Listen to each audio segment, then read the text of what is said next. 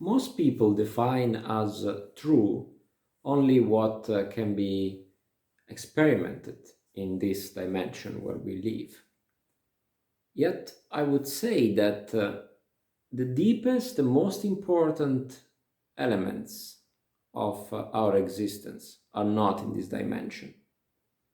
What do I mean by that? You see, people think that if they demonstrate to others the existence of something, then this something exists. It's not necessarily true. See, nobody has captured love. Nobody has given us the chemical formula of love. And I'm not talking about falling in love. I'm talking about love. Nobody has given us the chemical formula of joy, of peace. All these things are in another dimension, where actually our spirit as well is. We are actually living constantly in another dimension. While in this dimension, the body experiments all sorts of activities, yet the will, it's not in this dimension. Nobody can find where is the will located within the brain. Is it in the cortex? Is it in the hypothalamus? Is it in the amygdala? Where is the will? Where is the identity? You see, you won't find these things in the physical world because the body is nothing else than just like an antenna to pick up a signal from another dimension. And when this antenna dies, then the signal is interrupted. Therefore, your existence ceases because your existence has not anymore a tool to express. Imagine that is like a transmitter and a receiver. The transmitter can be still working, but if you have no receiver, nobody will capture that signal to bring it into existence. Now, that does not mean that this signal does not exist, in the sense that the spirit which animates us when we die goes back to the source, to God. Now, that spirit being of God, it continues to exist because it is part of God. But the spirit is not the identity, because the identity is the expression of that spirit within reality. So it's almost like if that spirit is put into standby mode. Now, you see, the most important things in life, they are not made of a chemical formula. They're not made of matter.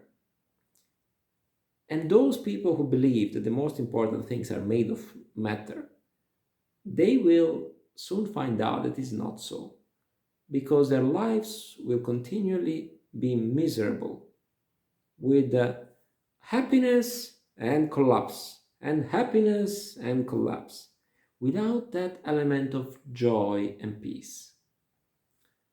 Meaning is something to live for, not happiness. Meaning is enormously different from happiness. The world is run by money, and money produces power. Now, there are circumstances in which people can have power also without having money, but power is eventually the ultimate motor and engine of society. This is so for society and for the outside world, yet it is not so for the spiritual human heart, where the engine is not power, but the engine is meaning. And if your spiritual heart feels that something has meaning, will go for it no matter what. Exactly like the carnal heart will go for money and power no matter what, so the spiritual heart is hungering and thirsting for meaning. Now, meaning is a very complex element to acquire if one tries to build it up by himself. Meaning is almost like a gift from divinity. It's almost like something that we find when we give up trying to build it ourselves. Meaning is able to make a person die for something worthy. Meaning is able to make a person live through difficult experiences with a sense of peace and gratitude. Meaning is something that we should base our life on, rather than basing it on things that do not satisfy.